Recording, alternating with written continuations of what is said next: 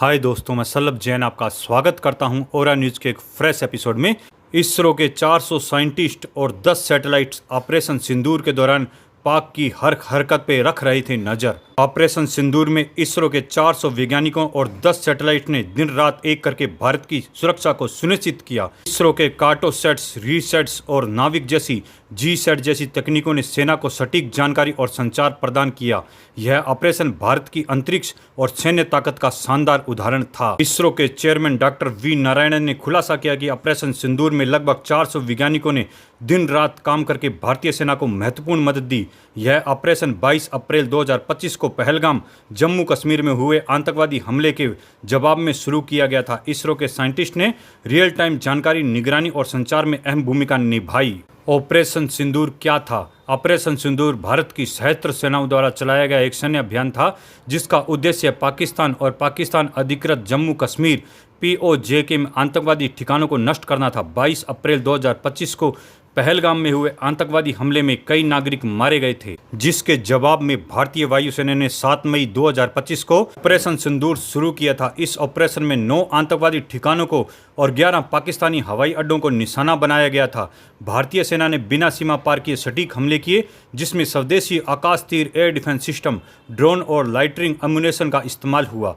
इसरो के 10 से ज़्यादा सैटेलाइट ने इस ऑपरेशन में दिन रात काम किया। इस सैटेलाइट ने रियल टाइम तस्वीरें, नेविगेशन और सुरक्षा संचार प्रदान किया, जिसमें सेना के सटीक निशाना लगाने में मदद मिली। डॉक्टर वी नारायणन ने कहा कि हमारे पास कम से कम 10 सैटेलाइट ने 24 घंटे काम किया ताकि देश के नागरिकों की सुरक्षा सुनिश्चित हो। इसरो की भूमिका और 400 वैज्ञानिकों की मेहनत। एक कॉन्फ्रेंस में डॉक्टर वी नारायणन ने बताया कि ऑपरेशन सिंदूर के दौरान 400 से ज्यादा इसरो के वैज्ञानिकों ने दिन रात मेहनत की। इन वैज्ञानिकों ने इसरो के अर्थ ऑब्जर्वेशन और कम्युनिकेशन सैटेलाइट को बिना किसी रुकावट के संचालित किया। उन्होंने कहा कि हमारे सभी सैटेलाइट ने पूरी तरह से काम किया और ऑपरेशन की सभी जरूरतों को पूरा किया। इसरो के सैटेलाइट जैसे कार्टोसैट और रीसैट RISAT सीरीज ने उच्च गुणवत्ता वाली तस्वीरें दी, जो दिन रात और खराब मौसम में काम करती थी।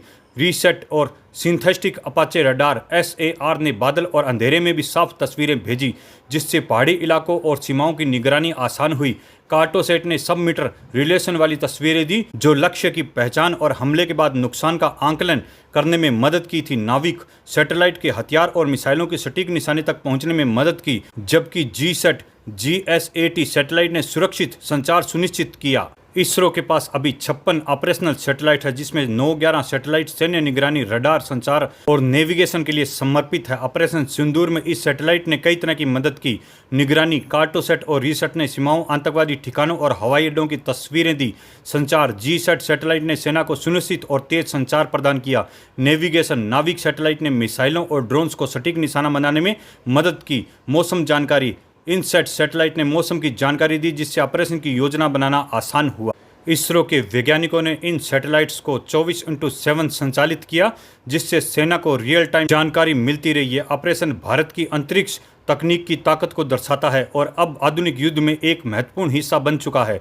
ऑपरेशन सिंदूर का महत्व। ऑपरेशन सिंदूर न सिर्फ एक सैन्य अभियान था, बल्कि यह भारत की रक्षा, आंतरिक तकनीक और एकजुटता का प्रतीक था। 22 अप्रैल को पहलगाम में आतंकवादी हमले के बाद में भारत ने तेजी से जवाब दिया। खास बात यह है कि भारत ने बिना सीमा पार किए सटीक हमले किए, जिससे अंतर्राष्ट्रीय तनाव को बढ़ने का खतरा कम हो गया। इसरो की भविष्य की योजनाएं। ऑपरेशन सिंदूर ने इसरो की ताकत को दुनिया के सामने ला दिया, लेकिन यह केवल शुरुआत है। इसरो ने भविष्य के लिए कई बड़े लक्ष्य रखे हैं। Space based surveillance programme SBS-3 2696 में 8 करोड़ रुपए का लागत से 12 समर्पित रक्षा सैटेलाइट लॉन्च किए जाएंगे, जिसमें से 21 इसरो और 31 निजी कंपनियां बनाएगी। यह सैटेलाइट 2029 तक लॉन्च होंगे। गगनयान मिशन। इसरो ने 2027 तक भारत का पहला मानव अंतरिक्ष मिशन शुरू करेगा, जिसमें 7700 ग्राउंड टेस्ट हो चुके हैं। 3 मानव रहित मिशन की योजनाएं हैं। भारतीय अंतरिक्ष स्टेशन 2028 तक भारत अपना पहला अंतरिक्ष स्टेशन मॉड्यूल लॉन्च करेगा। 2035 तक इसे पूरा करेगा।